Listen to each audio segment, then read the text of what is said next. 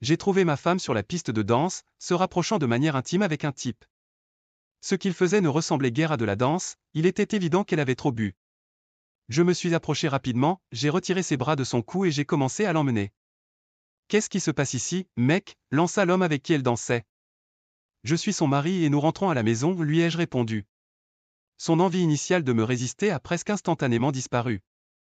Emmène-la, elle est tout à toi, murmura-t-il, d'un ton désinvolte. Elle n'est de toute façon pas très bien au lit quand elle est ivre. J'ai demandé, et quand elle est sobre alors? Elle est fantastique, demande à tout le monde, ils sont tous d'accord, c'est du haut niveau, a-t-il répondu. Quelqu'un a ouvert la porte alors que je la portais jusqu'à ma camionnette pour la conduire chez ses parents. Je l'ai déposée sur son lit, elle était déjà complètement déconnectée, probablement déjà partie même sur la piste de danse. Sans un mot, je suis parti. Ruth est ma sœur aînée, Esther Jacobs est l'autre. Mes frères sont Adrien et Henry Payne, et je suis Louis Payne, élevé par des parents baptistes du Sud Avenor, Tennessee.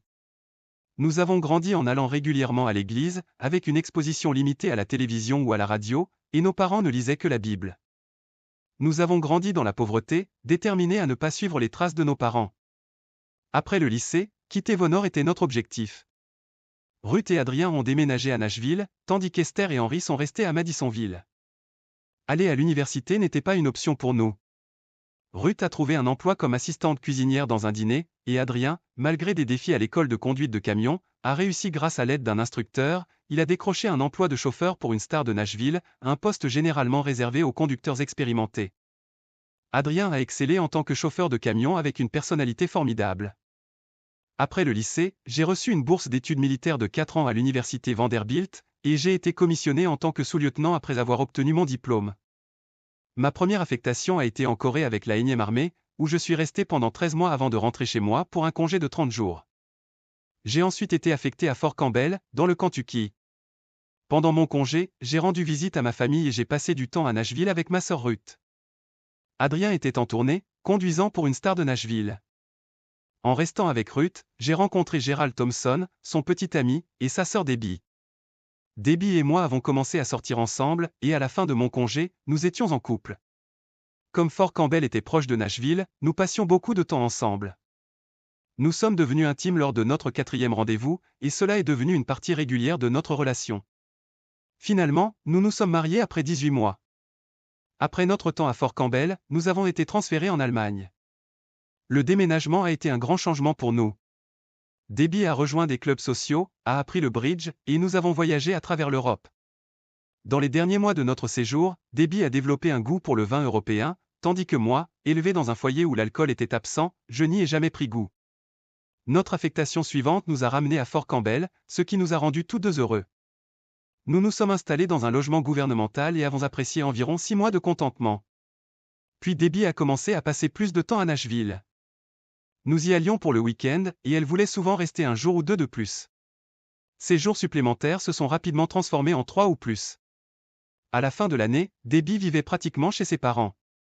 Je venais lui rendre visite les week-ends, et un vendredi, je suis arrivé tôt, seulement pour découvrir que Debbie n'était pas à la maison. Ses parents ne savaient pas où elle était. J'étais arrivé juste après le déjeuner, puisque j'avais fini de travailler plus tôt. La mère de Deb m'a expliqué qu'il ne m'attendait pas si tôt. Alors que j'allais monter mon sac de voyage dans la chambre de Debbie, sa mère a essayé de m'arrêter. « Laisse-moi d'abord ranger un peu », a-t-elle dit. J'ai répondu que ce n'était pas grave. La chambre était en désordre, avec des vêtements sales éparpillés partout. J'ai remarqué que le lit était couvert de vêtements sales mais semblait fait et inutilisé. Il était clair que le lit n'avait pas été utilisé depuis quelques nuits, à cause de l'accumulation de vêtements. Sa mère ramassait quelques-uns des vêtements sales et a poussé une paire de ses sous-vêtements sous le lit. Je l'ai fait sortir de la chambre en disant que j'avais besoin d'utiliser la salle de bain. Après son départ, j'ai récupéré les sous-vêtements sous le lit. J'en ai trouvé 2 autres paires et les ai prises également. Une paire avait ce qui ressemblait à des traces blanches. Je me suis assis sur le lit et les ai examinées, mais je n'ai pas pu me résoudre à les sentir pour vérifier. Je les ai emmenés au salon et les ai montrés à la mère de Debbie, qui venait juste de finir un appel téléphonique. Je lui ai montré les sous-vêtements et lui ai demandé « Depuis combien de temps voit-elle d'autres hommes ?» Sa mère a répondu « Je pense que c'est quelque chose dont tu devras discuter avec elle. » Je suis retourné dans la chambre, ai pris mon sac de voyage, et glissé les sous-vêtements dans une poche latérale et me suis dirigé vers la porte. Sa mère a demandé, tu reviens? Sans me donner la peine de répondre, je suis parti et j'ai conduit directement chez Ruth. Bien que Ruth et le frère de Debbie aient cessé de se fréquenter il y a quelques années, ils sont restés amis. Depuis, Ruth s'est mariée avec Eric Wyndham, qui possède un magasin de musique. Debbie et moi étions rentrés aux États-Unis pour leur mariage. En me rendant chez Ruth, je l'ai appelée, et elle m'a dit où trouver sa clé cachée. Elle était occupée et ne pouvait pas discuter, mais elle a mentionné qu'elle ne finirait pas de travailler avant minuit, car elle devait fermer le restaurant ce soir-là. Une fois arrivé chez elle, j'ai essayé d'appeler Debbie, mais je n'ai pas eu de réponse, alors j'ai laissé un message, c'est ton mari, le seul homme avec qui tu es censé coucher. J'ai besoin d'une explication sur pourquoi ce n'est plus le cas. Je veux aussi savoir combien d'autres hommes il y a eu et pourquoi. Eric est rentré vers 19h et je l'ai mis au courant de tout. Ruth a appelé un peu après 20h pour m'informer que son ex-petit ami, le frère de Debbie, venait d'entendre d'un ami que Debbie était ivre et flirtait avec plusieurs hommes au bar de musique, le comte de Monty.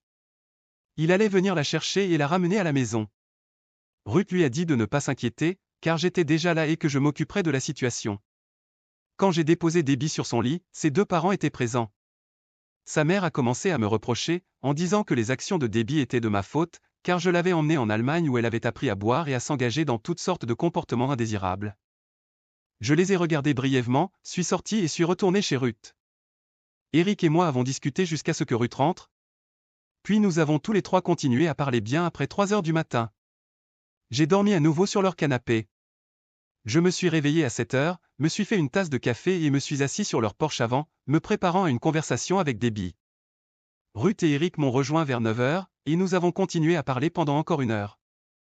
Ils voulaient savoir quels étaient mes plans, mais je leur ai dit que je ne les avais pas encore déterminés. Le lendemain, après 10 heures, j'ai sonné à la porte de la maison de mes beaux-parents. Le père de Debbie a répondu et m'a laissé entrer. Debbie était sur le canapé, en train de siroter une tasse de café. En m'approchant d'elle, j'ai placé les sous-vêtements tachés sur sa tasse de café. Elle les a pris, les a jetés par terre et a pris une gorgée de son café. J'ai demandé à Debbie, pourquoi? Avant qu'elle ne puisse répondre, sa mère a interjeté, tu n'as pas besoin de répondre à ça, chérie. Reste en dehors de ça, ai-je répondu froidement. Pourquoi, ai-je redemandé à Debbie. Elle a levé les yeux vers moi et a dit, j'avais besoin d'amour et tu n'étais pas là. Combien de fois as-tu eu besoin d'amour et je n'étais pas là, et ai-je insisté? Quoi? Combien de fois as-tu trompé avec d'autres hommes, ai-je répété? Je ne sais pas, a-t-elle répondu. Fais une estimation, ai-je insisté. Peut-être une douzaine de fois, dit-elle hésitante. Combien d'hommes différents, ai-je demandé. Je ne suis pas sûre, dit-elle. Fais une estimation, ai-je insisté. 6, peut-être 7, peut-être 10, je ne suis pas vraiment sûre, a-t-elle répondu. Notre mariage signifie-t-il quelque chose pour toi? J'ai demandé, elle a levé les yeux, m'a regardé directement et a pris une autre gorgée de son café sans répondre. En sortant, je suis retourné chez Ruth et leur ai rapidement raconté ce qui s'était passé. A-t-elle montré du remords ou présenté des excuses, a demandé Ruth. Non, ai-je répondu. Waouh, elle est vraiment froide, a dit Ruth. Je pense la même chose, ai-je confirmé. N'ayant aucune raison de rester à Nashville, j'ai décidé de retourner à Fort Campbell le dimanche après-midi. J'ai été surpris de voir Debbie entrer dans notre maison. J'étais allongé sur le canapé et elle s'est assise sur la coudoir, là où étaient mes pieds. Après quelques minutes, elle a dit, je suis désolée. Ne dis pas un mot de plus. Si ta seule excuse pour tromper est que je n'étais pas là quand tu voulais de la tendresse, c'est vraiment pathétique. Tu es resté délibérément loin de la maison pour que je ne puisse pas répondre à tes besoins. Au lieu de revenir chez ton mari, tu as choisi de te saouler et de coucher avec des inconnus. C'est une raison terrible pour détruire un mariage. Tes parents sont aussi responsables de cela que toi pour t'avoir laissé te comporter ainsi. La seule chose qu'il te reste à faire, c'est de faire tes bagages et de partir. Je ne veux pas partir. Je me suis excusé et j'ai promis que ça n'arriverait plus. Je m'en fiche que ça se reproduise ou non, pour moi, nous ne sommes plus mariés, alors tu peux faire ce que tu veux avec qui tu veux. Tout ce qui m'importe maintenant, c'est que tu partes. J'ai pris la télécommande et allumé la télé. Elle m'a arraché la télécommande des mains et a appuyé sur le bouton muet. Je ne pars pas, tu es mon mari et c'est ma maison. Elle m'a renvoyé la télécommande et est sortie de la pièce. Pendant qu'elle préparait le dîner, je me suis fait un sandwich et l'ai mangé dans le salon. Elle est restée dans la cuisine et a mangé ce qu'elle avait cuisiné. Quand l'heure du coucher est arrivée, j'ai pris une douche et suis allé me coucher. Elle m'a suivi, a pris une douche et a essayé de se blottir contre moi le plus possible. Je me suis détourné. Penses-tu honnêtement que je vais dormir avec toi après que tu aies été avec 6, 7 ou 10 autres hommes? Je me suis excusé, a-t-elle dit. Et tu penses que ça suffit pour tout arranger? Oui. Tu as vraiment besoin d'aide? Je ne peux pas t'empêcher de dormir dans ce lit, mais je n'ai pas à rester ici et à penser à tous ces autres hommes avec toi. Je suis allé au salon et ai dormi sur le canapé. Quand je me suis réveillé, elle était assise sur une chaise à me regarder. Je l'ai ignorée, j'ai pris une douche, me suis rasé, et mis mon uniforme et suis allé travailler. Après avoir pris des nouvelles au travail, j'ai parlé avec mon commandant et l'ai mis au courant de ce qui se passait. Il m'a conseillé, si j'étais toi, ma première action serait de consulter un avocat. Prends tout le temps qu'il te faut. Ce jour-là, j'ai consulté plusieurs avocats avant de choisir Kirby Dickinson. En tant qu'avocat militaire à la retraite, il comprenait les défis uniques auxquels sont confrontés les militaires. Il m'a demandé, que as-tu besoin de moi exactement et pourquoi? J'ai besoin de vos conseils, car je suis complètement perdu, ai-je répondu. Es-tu intéressé par sauver ton mariage, a-t-il demandé. Non, ai-je dit fermement. Pourquoi pas, a-t-il insisté. Parce qu'elle m'a trompé et que je ne peux pas accepter cela dans un mariage. Comment sais-tu qu'elle a été infidèle, a-t-il demandé.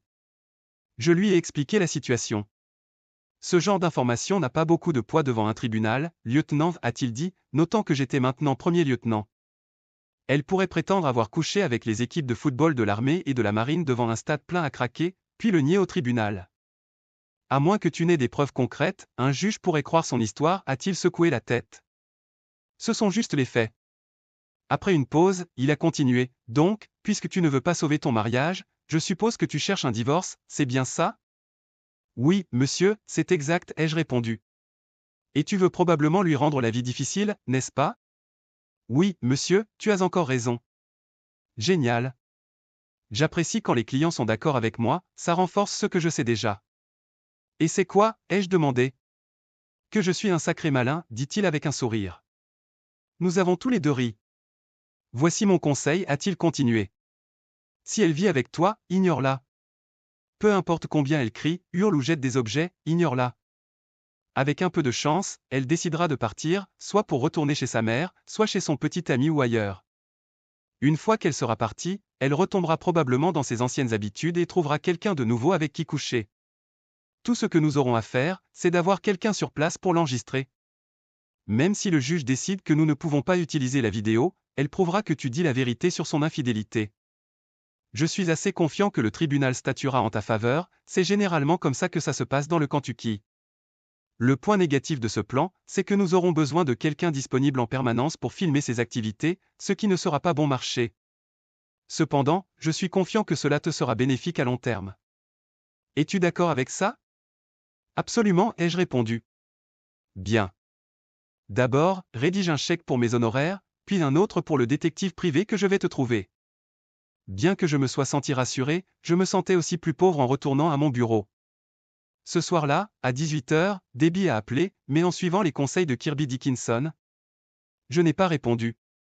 Quand je suis rentré à la maison après 10 heures, Debbie était là, m'attendant. Elle a demandé, combien de temps ça va durer? Je me suis excusé, retournons simplement à notre vie normale. L'ignorant, je suis allé directement à la douche. 20 minutes plus tard, alors que je me glissais dans le lit, j'ai entendu sa voiture démarrer. En me levant, j'ai vérifié notre placard commun et j'ai vu que la plupart de ses vêtements manquaient. Je suis retourné me coucher et je me suis endormi. Le lendemain matin, j'ai contacté Kirby Dickinson et l'ai informé que Debbie était partie, probablement en direction de Nashville. Excellent. J'ai des contacts là-bas. Sais-tu où elle pourrait séjourner? Je lui ai donné l'adresse de ses parents. Parfait, procédons, a-t-il dit. Moins d'une semaine plus tard, j'ai reçu une vidéo la montrant avec 2 hommes. Moins de 48 heures après avoir reçu la vidéo, elle a été assignée à comparaître pour un divorce pour adultère. Moins d'une heure après avoir reçu les papiers, elle m'a appelé en pleurant et en suppliant de me pardonner. J'ai mis fin à l'appel sans dire un mot. J'ai tenu mon supérieur informé de la situation, il avait vécu quelque chose de similaire des années auparavant. La différence clé était que sa femme l'avait trompé alors qu'il était déployé en zone de combat. Tromper un conjoint dans une zone de guerre est sans doute l'une des pires trahisons. Ensuite, j'ai informé les services du logement militaire que je quittais les lieux. Le lendemain, j'ai déménagé dans les quartiers des officiers célibataires, BOQ. 3 jours plus tard, Debbie a appelé, disant qu'elle ne pouvait pas entrer dans la maison. Je lui ai dit que ce n'était plus notre maison. J'avais déménagé parce qu'elle m'avait abandonné, et en tant qu'officier célibataire, je n'avais plus droit au logement militaire. Mais tu es encore marié, a-t-elle dit. J'ai ri et mis fin à l'appel. Comme je l'ai déjà mentionné, je ne bois pas d'alcool. En grandissant Baptiste du Sud, je n'ai jamais développé un goût pour ça, et cela n'a pas changé à l'âge adulte. Il en va de même pour le langage grossier. Je ne me suis jamais habitué à utiliser des gros mots. Ça ne me dérange pas si les autres boivent ou jurent, mais ce n'est tout simplement pas mon truc. De la même manière, je ne suis pas un amateur de danse, sauf peut-être pour danser de près avec son partenaire, ce qui est excitant, et voir des femmes en tenue légère peut être troublant. J'apprécie la forme féminine, et si une femme veut se montrer, je suis certainement intéressé à regarder. Ce soir-là, cependant, j'ai utilisé tous les gros mots que je connaissais et probablement inventé quelques nouveaux en regardant la vidéo de ma femme avec 2 hommes. J'ai visionné la vidéo sur mon ordinateur. Elle commençait par Debbie dansant sur une piste bondée avec 2 hommes. Ils se comportaient d'une manière destinée à des espaces privés comme des chambres à coucher. Elle était occupée avec les 2 hommes, utilisant une main sur chacun de leurs pantalons. La scène a continué pendant plusieurs minutes avant qu'ils ne quittent la piste de danse, sortent du bâtiment et montent dans une voiture. Le détective les a suivis jusqu'à un motel délabré. Il a fait le tour de la zone jusqu'à ce qu'il trouve une chambre avec la fenêtre ouverte.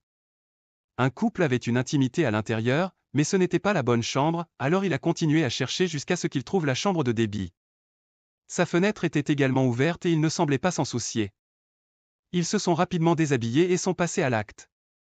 Regarder ma femme se déshabiller devant 2 hommes ressemblait à un étrange cauchemar, mais c'était rien comparé à ce qui a suivi.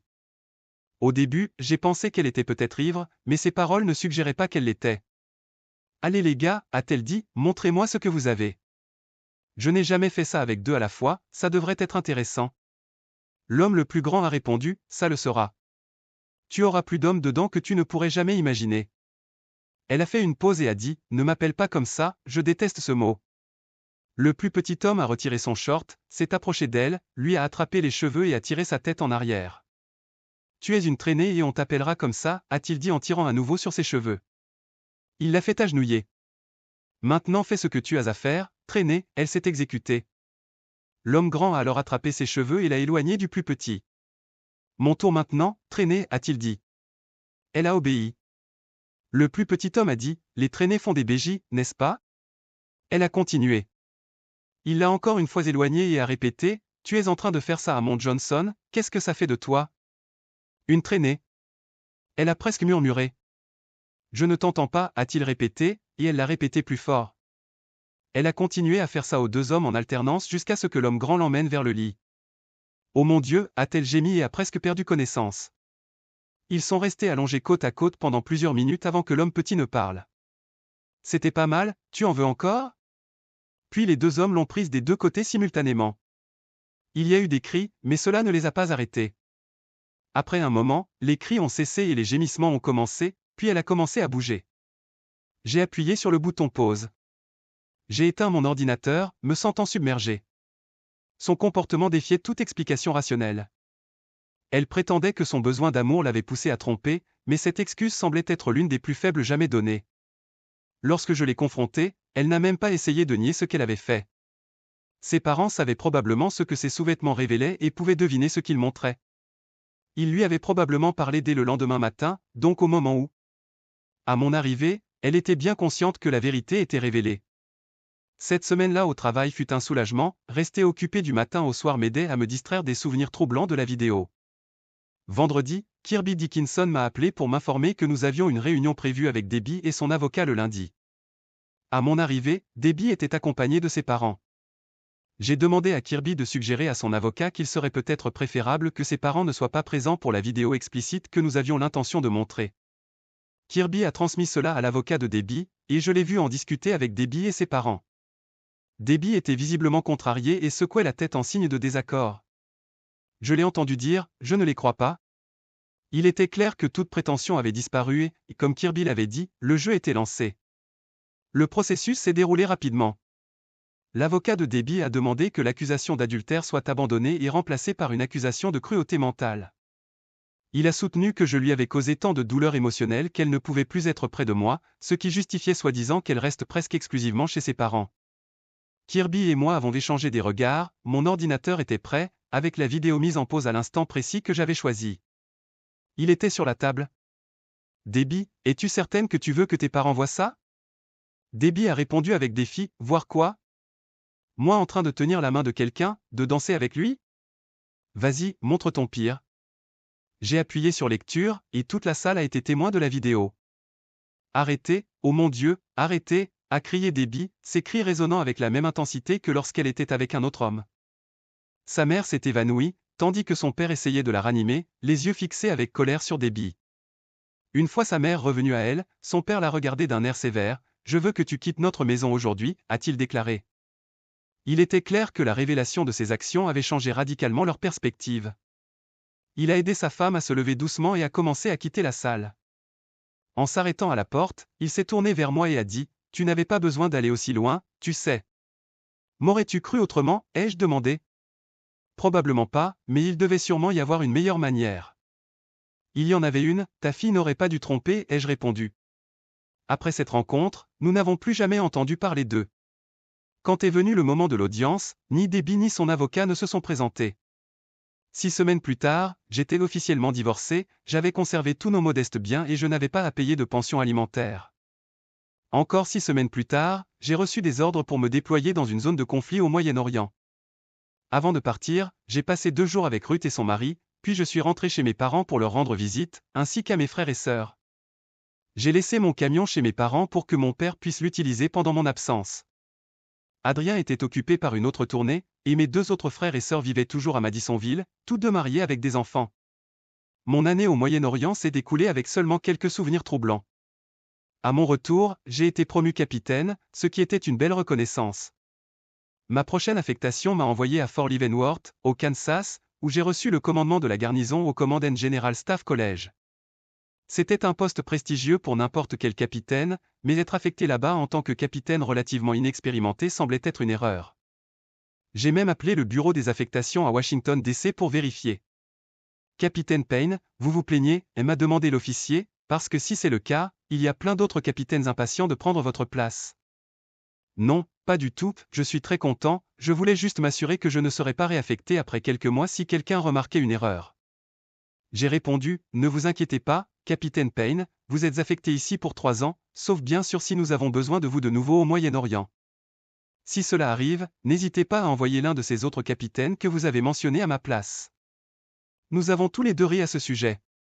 S'adapter à mon nouveau rôle n'a pas pris longtemps, ayant un premier sergent expérimenté pour gérer les opérations quotidiennes rendait les choses plus faciles.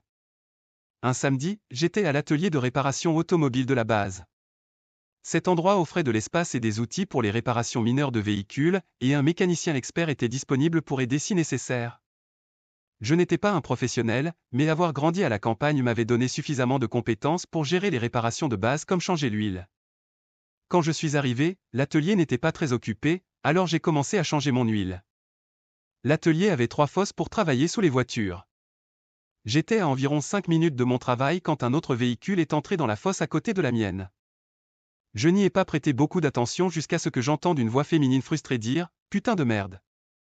Le bruit s'est arrêté brièvement, seulement pour être suivi par un bruit de clé qui tombait et frappait le béton. Aïe, merde, a dit la voix à nouveau, amusé, j'ai décidé d'offrir de l'aide. J'ai serré le bouchon de vidange, suis sorti de ma fosse et suis allé vers celle d'Accent grave côté.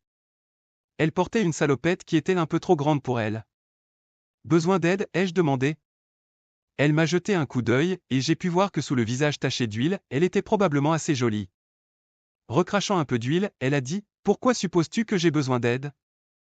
Est-ce parce que je suis une femme et que les femmes sont censées ne pas pouvoir changer leur propre huile? » Pas exactement, ai-je répondu. Ça semblait juste que tu avais des difficultés, alors j'ai pensé t'offrir un coup de main. J'apprécie, mais ça va, je sais ce que je fais, je déteste juste vraiment cette voiture. D'accord alors, bonne journée. Je suis retourné à ma voiture, et ajouté l'huile et suis parti sans la revoir. La semaine suivante, j'ai assisté à une soirée cocktail organisée par le général commandant. Mon invitation était due à mon rôle de commandant de garnison, et non parce que je me mêlais aux généraux et colonels de haut rang stationnés à Fort Leavenworth. avec un coca à la main, je me suis promené en espérant trouver d'autres officiers de mon âge et de mon grade avec qui je pourrais échanger. Je n'étais pas optimiste quant à rencontrer quelqu'un, et sans surprise, je n'ai rencontré personne. En regardant ma montre, j'ai réalisé qu'il me restait environ 15 minutes avant qu'il soit poli de partir. Le jardin semblait être un endroit agréable pour passer le temps, alors je m'y suis dirigé. Juste au moment où j'allais quitter la pièce, j'ai entendu une voix. De toute façon, papa n'arrêtait pas d'insister pour que j'apprenne à faire les choses moi-même au cas où je serais bloqué quelque part. Alors j'ai décidé de changer mon huile moi-même. Ça a pris une éternité, et j'ai fini couverte d'huile, des cheveux jusqu'aux ongles, et même dans la bouche. J'en ai renversé partout sur le manuel d'instruction aussi, le rendant presque illisible. Mais le pire, c'est quand un gars incroyablement beau a proposé de m'aider, et que je l'ai refusé. Si j'avais été intelligente, j'aurais demandé son nom et son numéro.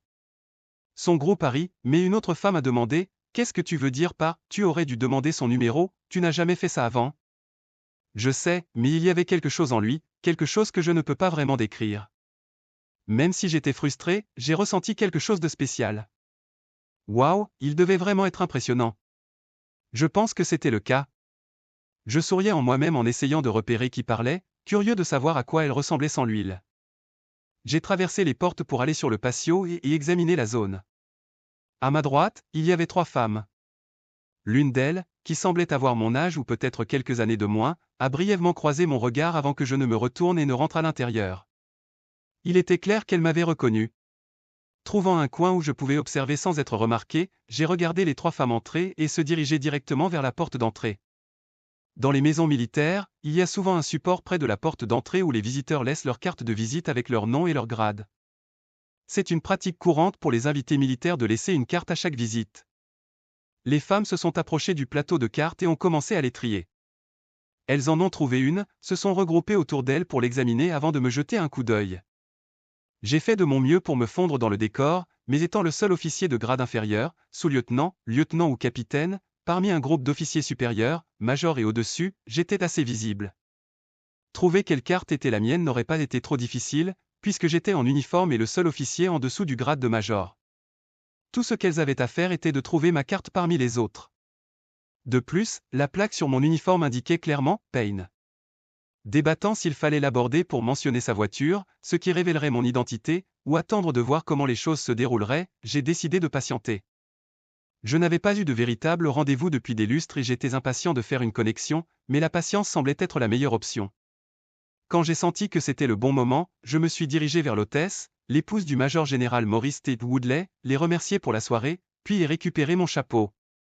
Il était facile à repérer, car c'était le seul sur la table sans galon doré sur sa visière. Plusieurs fois, j'ai discrètement jeté un coup d'œil aux 3 femmes, qui m'observaient également discrètement.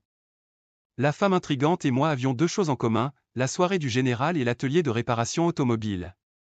Je ne pouvais pas m'attarder chez le général en espérant qu'elle se manifesterait, mais je pouvais certainement traîner à l'atelier. Samedi matin, j'étais occupé à laver et cirer mon camion à l'atelier.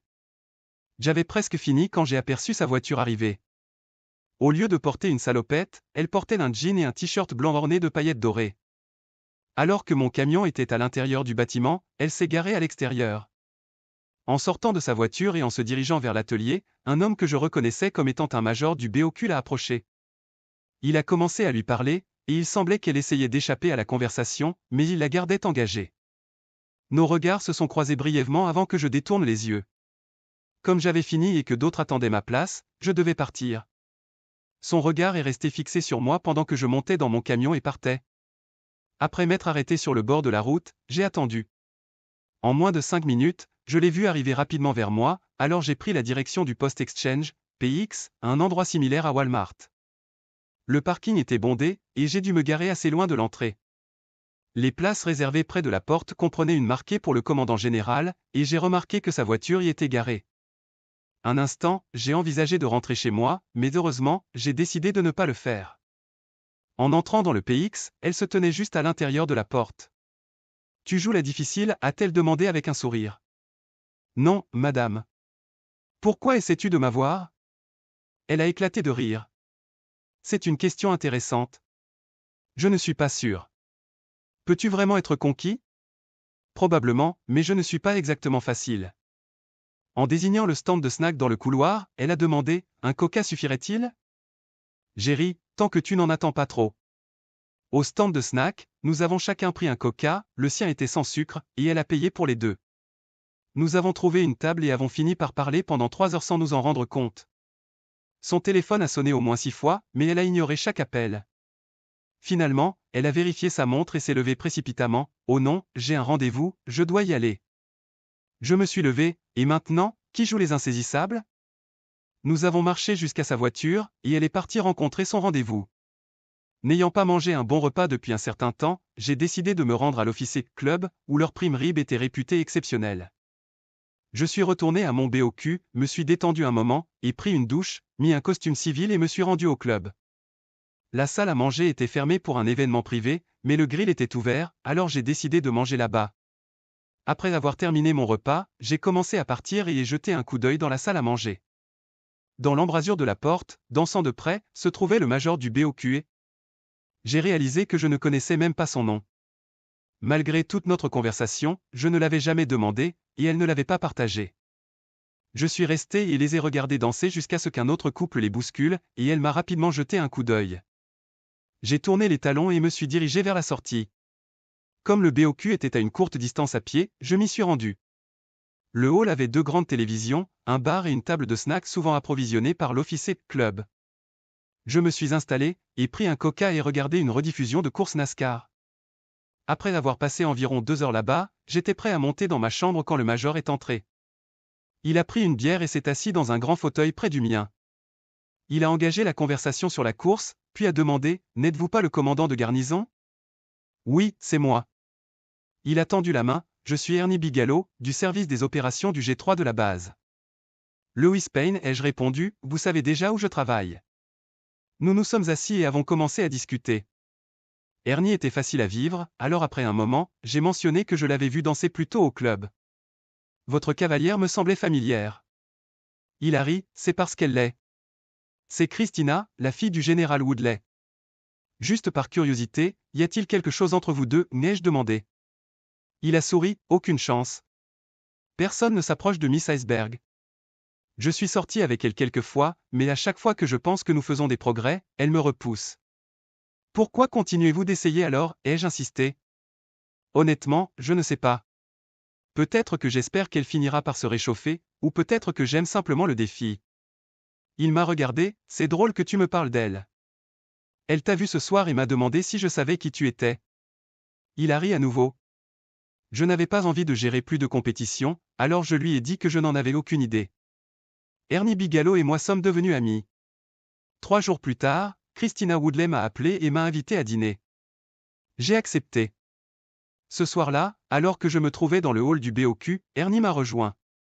Il m'a regardé et a dit, « J'ai entendu dire que tu as un rendez-vous avec Christina. » Oui, vendredi soir. Comment as-tu su? Je l'ai appelée pour l'inviter à sortir, et elle m'a tout de suite dit qu'elle avait un rendez-vous avec toi, a-t-il répondu. Au fait, c'est with who ou with whom? Honnêtement, j'étais moi-même surpris, ai-je dit. D'habitude, elle est assez discrète avec son numéro de téléphone. Tu me dis comment tu l'as obtenu? Je ne l'ai pas. Elle ne me l'a jamais donné, ai-je expliqué. Alors comment as-tu arrangé le rendez-vous? Tu ne peux pas juste te pointer à sa porte. J'ai hésité. Je ne l'ai pas vraiment invitée. C'est elle qui m'a appelé. Je n'avais pas vraiment réfléchi à la façon dont elle avait obtenu mon numéro. Elle a probablement utilisé la carte de visite que j'avais laissée chez elle et a eu accès à l'annuaire téléphonique de la base, tout simplement.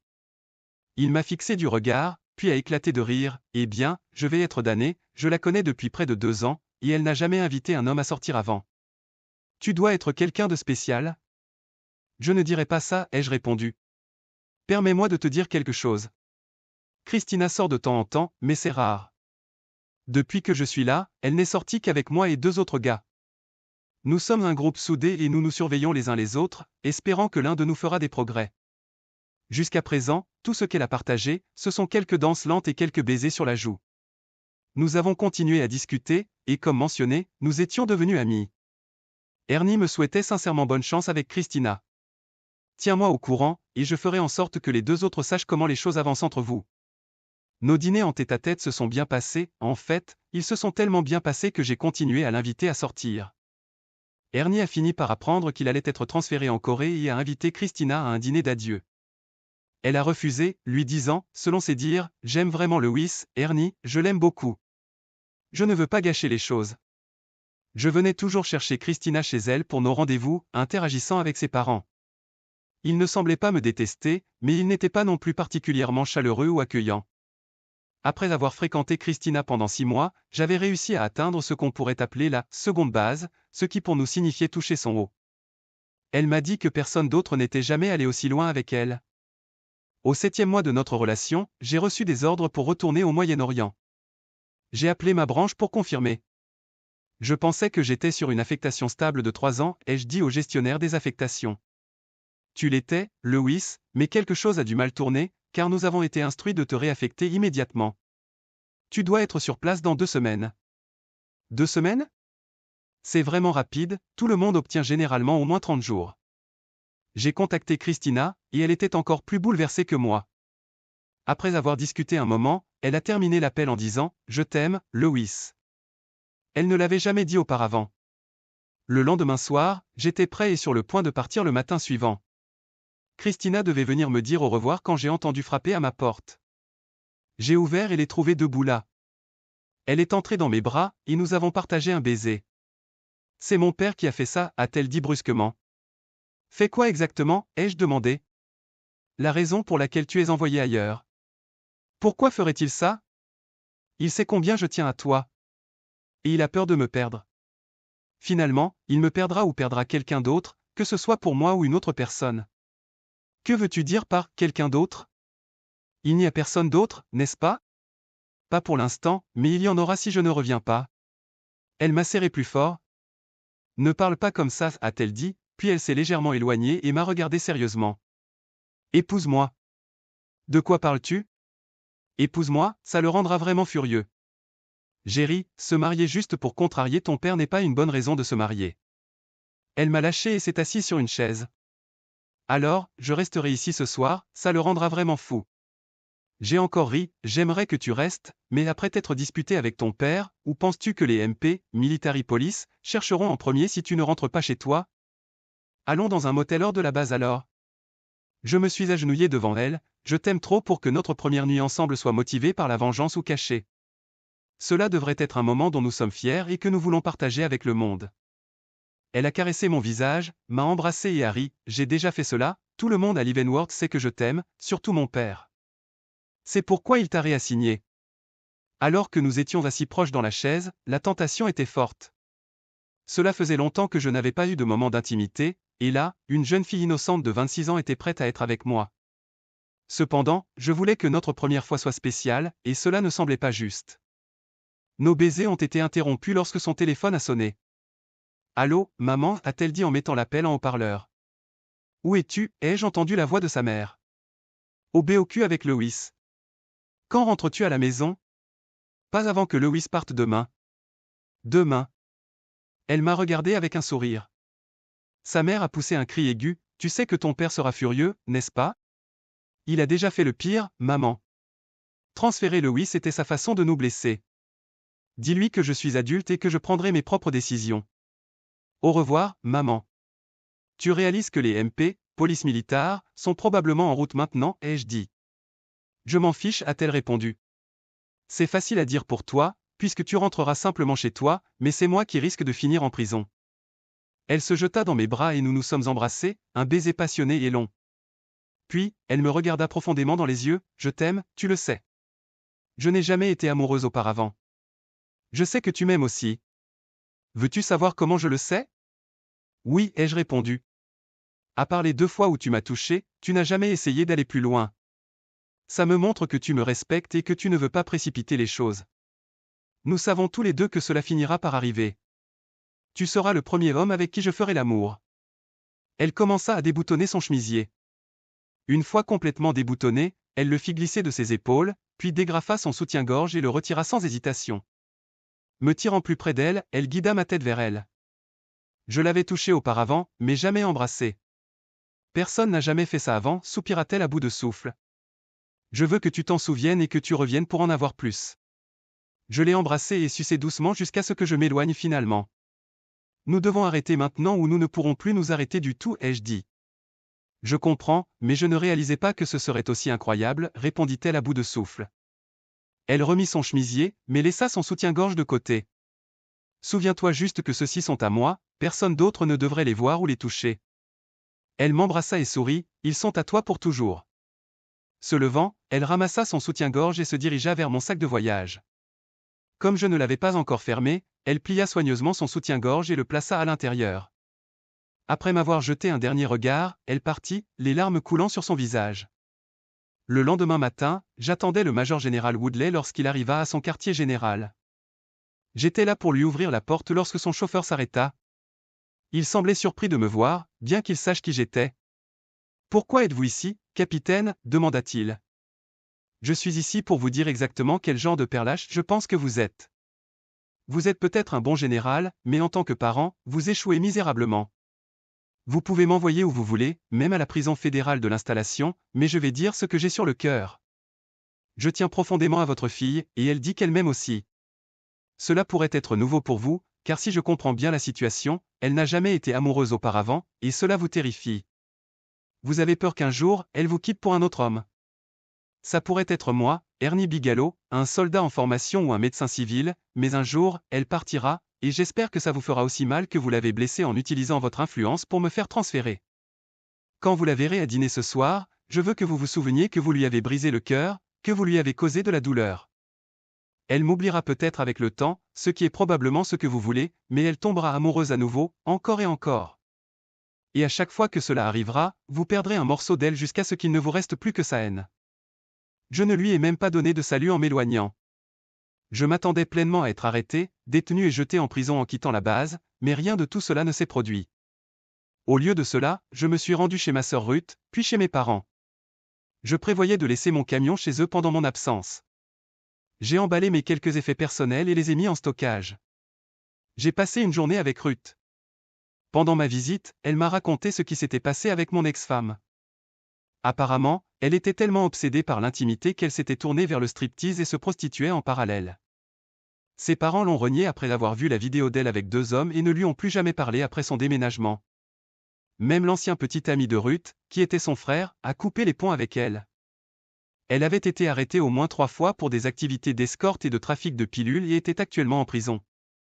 Après avoir quitté Ruth, j'ai passé 3 jours avec mes parents. J'ai parlé avec Christina plusieurs fois avant mon départ et j'ai appris que le jour de mon départ de Leavenworth, elle avait quitté la maison de ses parents pour s'installer dans un appartement meublé en ville, ce qui avait vraiment bouleversé son père. Elle refusait de lui parler, et selon sa mère, il était partagé entre la colère et la douleur. Lorsque je suis arrivé au point de départ et que je me suis enregistré, le sergent derrière le comptoir a examiné mes ordres, puis s'est excusé pour consulter quelqu'un dans le bureau derrière lui. Quelques minutes plus tard, il est revenu avec le premier lieutenant. « Capitaine Payne, pouvez-vous entrer dans mon bureau un moment » a demandé le lieutenant. Je l'ai suivi dans son bureau. « Veuillez vous asseoir, capitaine, dit-il, en prenant une pause pour rassembler ses pensées. Vos ordres ont été révisés. Il semble que les ordres originaux aient été émis par erreur. Fort Leavenworth enquête sur la question, mais voici vos nouvelles instructions, vous devez retourner à Leavenworth et reprendre vos fonctions précédentes. » Il a levé les mains en signe de stupéfaction. J'ai déjà vu des ordres changer, mais jamais un membre du service n'être réassigné à son ancien poste. En plus de cela, nous avons reçu ceci hier, livré en personne, spécifiquement pour vous. Le lieutenant m'a tendu une enveloppe scellée avec l'adresse de retour du général commandant de Fort Leavenworth, Kansas. Félicitations, capitaine, vous rentrez chez vous, dit le lieutenant. En sortant, j'ai ouvert l'enveloppe. À l'intérieur, il y avait une brève note qui disait simplement « Vous aviez raison ». Signé, M.R. Woodley. J'ai rapidement appelé Christina, et elle a décroché dès la première sonnerie. « Où es-tu » a-t-elle demandé.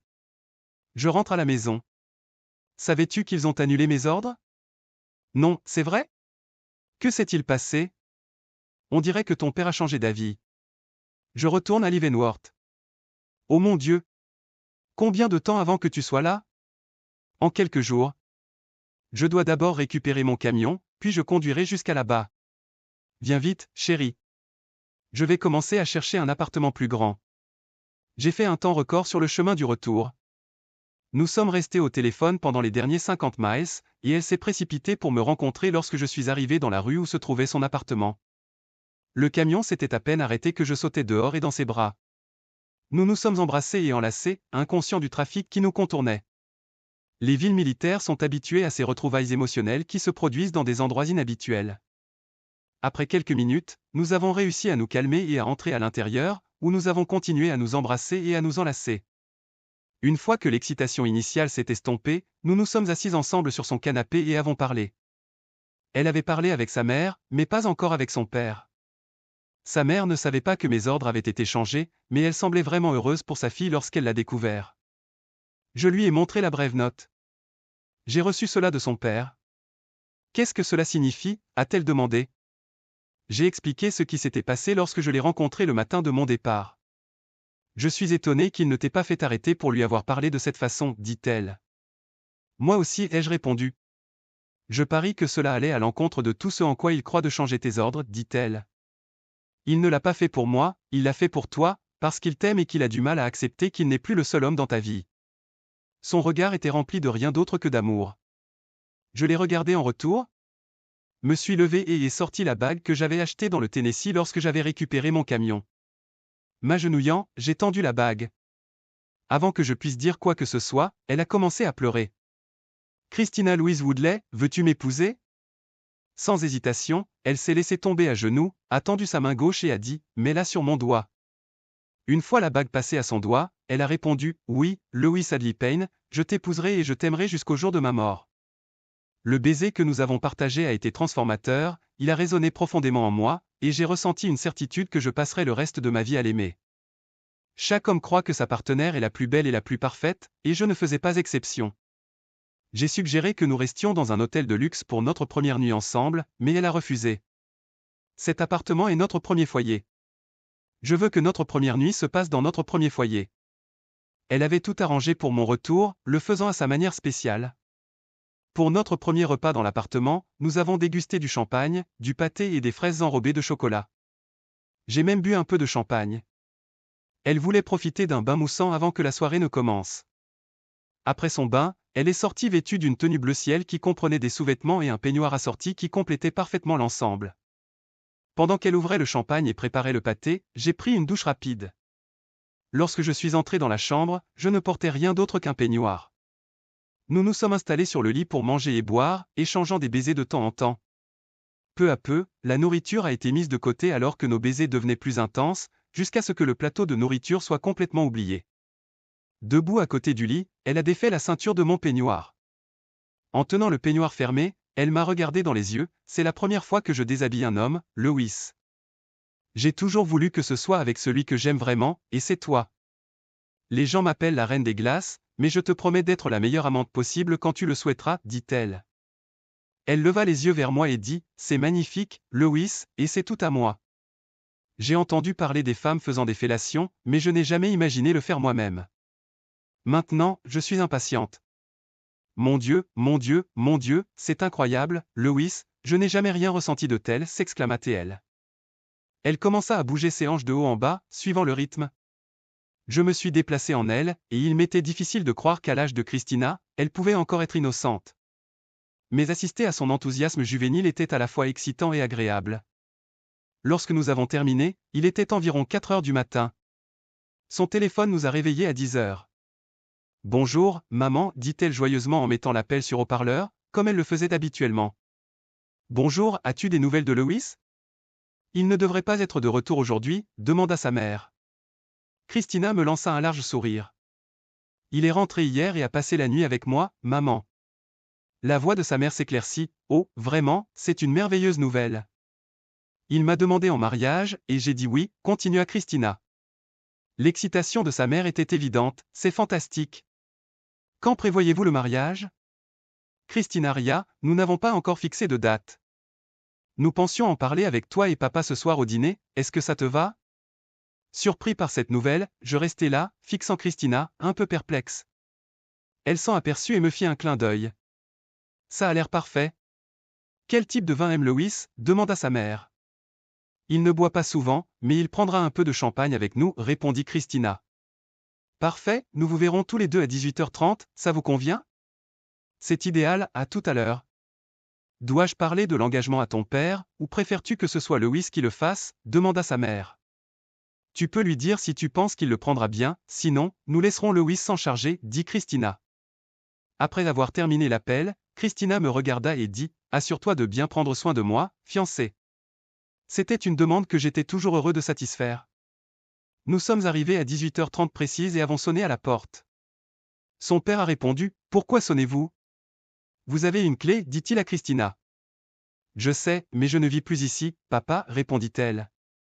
Je le vis tressaillir légèrement, mais son humeur s'améliora lorsque Christina le serra dans ses bras et l'embrassa sur la joue. Je l'entendis murmurer un merci en l'embrassant. C'était clairement une conversation difficile pour lui. Il me tendit la main pour une poignée de main que je pris. Le dîner est prêt, alors allons-y, dit-il. Nous fûmes conduits dans la petite salle à manger familiale plutôt que dans la salle à manger formelle. Christina et moi nous sommes assis de part et d'autre de la table, et le champagne était déjà servi. Papa, maman, Louis a quelque chose à partager, annonça Christina. Je pris une profonde inspiration et commençai. Premièrement, Général Woodley, je tiens à exprimer ma gratitude pour votre aide concernant le changement de mes ordres. Je l'ai formulé ainsi en étant pleinement conscient qu'il était responsable à la fois des ordres initiaux et de leur annulation. Deuxièmement, Général Woodley, Madame Woodley, je veux que vous sachiez que j'aime votre fille et que je lui ai demandé de m'épouser. Et j'ai accepté, ajouta Christina en tendant la main d'abord à sa mère, puis à son père. Sa mère était ravie et rayonnait de bonheur. Son père, manifestement instruit pour gérer la situation avec grâce, parvint à maintenir son calme et proposa même un toast. Après le repas, Christina et sa mère partirent pour commencer à planifier le mariage, tandis que le général et... Je suis allé à la bibliothèque où il nous a servi chacun un verre de Porto. Je sais que tu ne bois que pour les occasions spéciales, et il semble que ce soir en soit une, dit-il en me tendant le verre. Félicitations, Lewis, tu as réussi quelque chose que j'espérais ne jamais voir. Après avoir pris une gorgée, il fit un geste pour que nous nous asseyions. J'ai toujours pensé que cela finirait par arriver, mais... Il changea de ton en continuant, tu avais raison à mon sujet. Je pensais savoir ce qui était le mieux pour ma fille, mais en voyant la façon dont elle te regardait pendant le dîner, j'ai réalisé à quel point je me trompais. Ma seule demande est que tu prennes soin d'elle et que tu l'aimes pour toujours, tout comme tu le fais maintenant. Vous pouvez compter le dessus, monsieur. Je ne ferai jamais rien pour la blesser, l'ai-je assuré. Je te crois, répondit-il. Cependant, il y a un problème avec lequel je lutte. Lequel, monsieur, ai-je demandé? Je ne suis pas à l'aise avec l'idée que vous viviez ensemble avant le mariage, avoua-t-il. Il était évident que la mère de Christina lui avait mentionné cela. Il n'y a pas beaucoup de place pour la négociation à ce sujet, monsieur, dis-je. Je m'en doutais, mais je pensais qu'il valait au moins la peine de le mentionner, dit-il avec un soupir. 6 mois après ce dîner, le père de Christina a pris sa retraite et a assumé un nouveau rôle en tant que PDG d'une grande division de pièces automobiles. 2 mois plus tard, Christina et moi nous sommes mariés. Elle était visiblement enceinte lorsqu'elle marchait dans l'allée. Mon frère Adrien a fait une apparition avec sa superstar de Nashville, qui a offert une performance inattendue lors de notre réception. Il a également offert aux parents de Christina des copies de tous ses CDS. Comme mes parents n'écoutaient que de la musique gospel, Adrien leur a apporté plusieurs copies de ses enregistrements gospel. Le jour après notre retour de lune de miel, Ernie Bigelow m'a appelé. Il m'a félicité et a mentionné qu'il avait gagné $1000 grâce aux 2 autres gars qui avaient fréquenté Christina. Ils avaient parié qu'ils gâcheraient les choses comme eux, mais Ernie n'était pas d'accord et a fini par gagner de l'argent. 2 mois après le mariage, nous avons accueilli notre fils, Jason Richard Payne. 6 mois plus tard, j'ai décidé de quitter ma carrière militaire et commencé à travailler pour mon beau-père. Dès qu'il a pu marcher, Jason est devenu très proche de son grand-père. Ils étaient pratiquement inséparables, et mon beau-père se sentait souvent jaloux lorsque nous rendions visite à mes parents avec Jason. Lors d'un de nos voyages dans le Tennessee, ma sœur Ruth m'a mis au courant de la vie de mon ex-femme. Sa carrière se passait bien jusqu'à ce qu'elle se fasse prendre en train d'envoyer par la poste une partie de son travail. Les autorités fédérales ne tolèrent pas cela, alors maintenant, elle risque une peine de prison de 3 à 5 ans.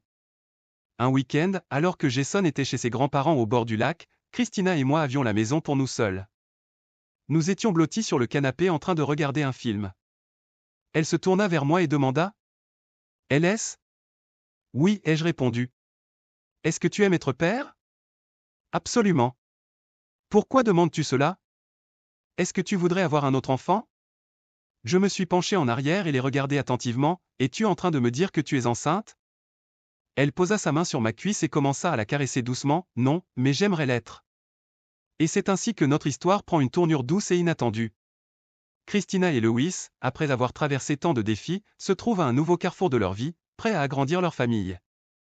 Leur amour, qui a survécu aux tempêtes et aux doutes, est désormais plus fort que jamais, et l'idée de donner un frère ou une sœur à Jason ne fait que renforcer leur lien. Que pensez-vous de la décision de Christina d'avoir un autre enfant? Pensez-vous que Lewis est prêt à relever ce nouveau défi?